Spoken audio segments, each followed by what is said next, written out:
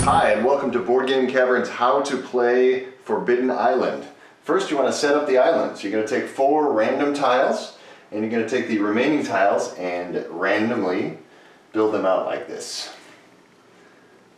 A big cross. Okay.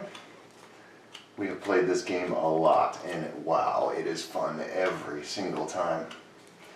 From Matt Leacock, the creator of Pandemic, and you can see some of the Pandemic mechanics happening here. It's like almost Pandemic light, but it is in terms of cooperative game and action use and such. It does play similarly, okay? Then you want to take your flood meter, set that sucker on novice for your first time, but you can start any other time. This is the number of cards, island space cards you're going to be pulling, and the more you pull, the more they get submerged, and then they get yanked off of the earth. So we'll put that here. You're going to take your flood cards, which is 1 card per space. These just represent those. They're cities in Pandemic. Shuffle those, put them over here, and then you'll have a discard pile next to that. And then you've got your treasure deck. These are the 4 treasures you're going to be looking for. So your goal is to go all over this island, get 4 of 1 kind of card into a player's hand.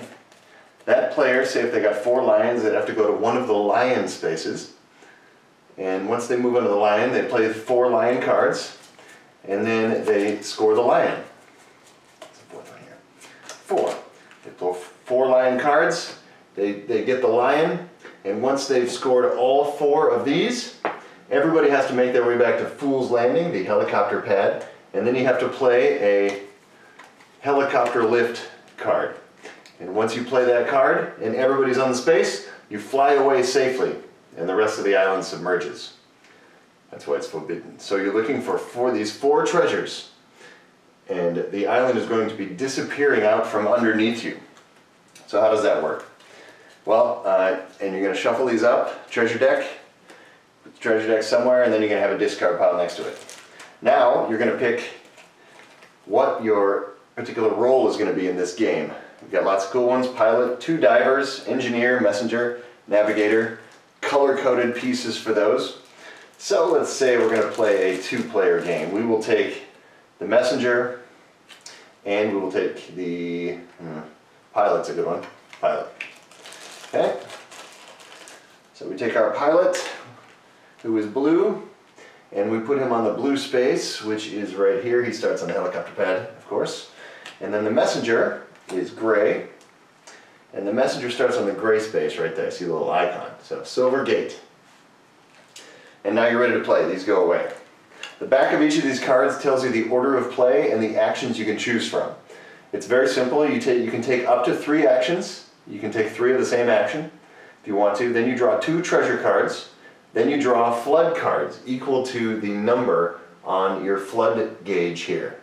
So the lower level water is at 2 right now, so we don't only pull 2. Okay, you are all set up to play Forbidden Island. We have sunken 6 portions of the island with the 6 cards from the flood deck, and we've given each player 2 cards, 2 treasure cards. Now one of the treasure cards pulled was helicopter lift, which allows this player to move 1 or more pawns on the same tile to any other tile. This also, there's 3 of these in this deck. You need this card to fly away. Once you collect all 4 treasures, everybody meets on Fool's Landing, the red card, and get in the helicopter, and you play the helicopter lift, and you fly away before the whole thing sinks. So that's important. So our pilot is going to go first. Once per turn, he can fly to any tile on the island for 1 action. Now remember, he gets 3 total actions, which are listed here. Move, shore up, give a treasure card, or capture a treasure. So he's going to not fly, he's going to go 1, and then he's going to shore up the space he's on for 2, and he's going to shore up the adjacent space for 3. That's 3 actions. Now he draws 2 treasure cards, fire, and more fire. So he's got 2 fire. He needs 4 of these. Then he needs to go to a fire space, play the 4 cards, and then he gets the fire treasure. So now we pull from the flood deck. Now we've got a flood level of 2, so we're only going to pull 2 cards. So we're going to flood the Gold Gate and Cliffs of Abandon, which is here.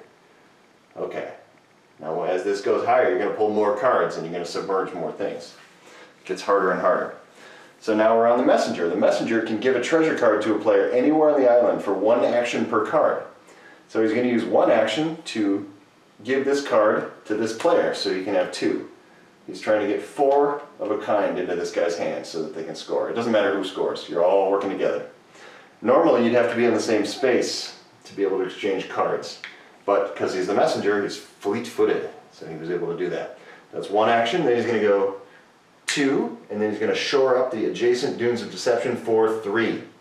Now he's going to pull 2 treasures. Sandbags allows him to shore up any 1 tile on the island. I'm going to go ahead and play that and shore up. I'll shore up the tile palettes because it's got that icon and we need those. We want to make sure those stay afloat. And Waters Rise. Not lucky. These are bad cards. So once the waters start to rise, you move the water level up a tick. We're still at 2 cards, so it's okay for now. Now we shuffle the flood discard pile. These are all the spaces that have been submerged. And then these guys go back on top. Then you discard this. Now, this player has to draw their flood cards. They're still going to draw 2. So we're going to draw Temple of the Sun. Now fortunately it was shored up, so it's okay. And Iron Gate, which is also right here. Okay. Now, if someone had pulled a card that was, if somebody had pulled a card that was underwater, say Bronze Gate, and it's underwater, that card would go away from the game, and it's gone. So the island will start to disappear beneath you as you move around and try to get treasure cards scored and get back to that Fool's Landing before the island disappears beneath you. And that is how you play Forbidden Island. My name is Brooks from Board Game Cavern. Please join us for all our other videos. We try to explain these games for you and show you how fun they can be. And let us know in the comments if you have any requests for how to play certain games. Thanks. Cavern.